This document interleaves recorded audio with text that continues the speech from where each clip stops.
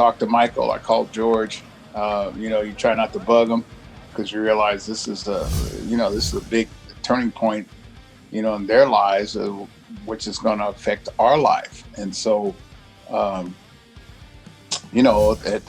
some point in time, I mean, you have to just, go home and live your life, and then hopefully things will kind of work themselves out. This is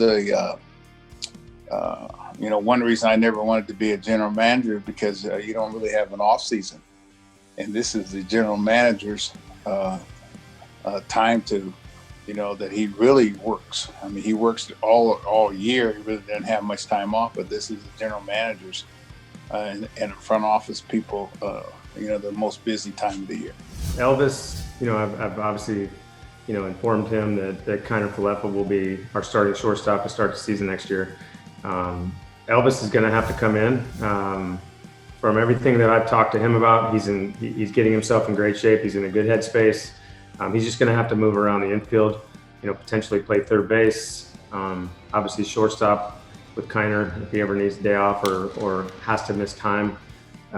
But I think right now it's up to Elvis. I think, if he gets himself in really good shape and, he still believes he's an everyday player, that's going to be really good in this league. So I kind of like Elvis Andrus with a little chip on his shoulder. This is your Sports Tonight Sports Minute. Like I've called most everyone once or text them.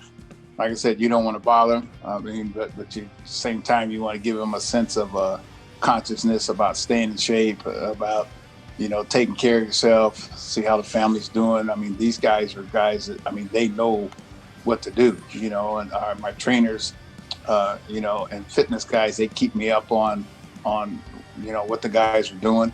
And I get reports, weekly. I don't think the players know I get it weekly, but, I get them weekly to see how they're doing. And, no, I'm not getting the itch yet. No, I'm just really kind of just getting into my winter.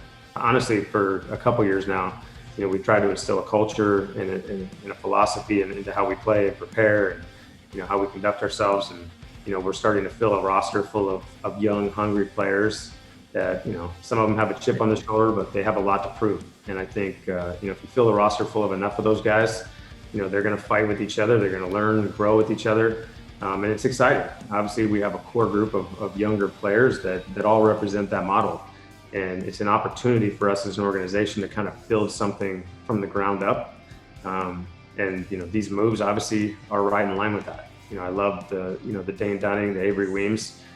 Dunning is somebody that, we've been targeting, and, after talking to him, hearing his optimism and, his excitement about coming to us and learning and growing and getting better and improving, because frankly, we have to improve. We have to improve.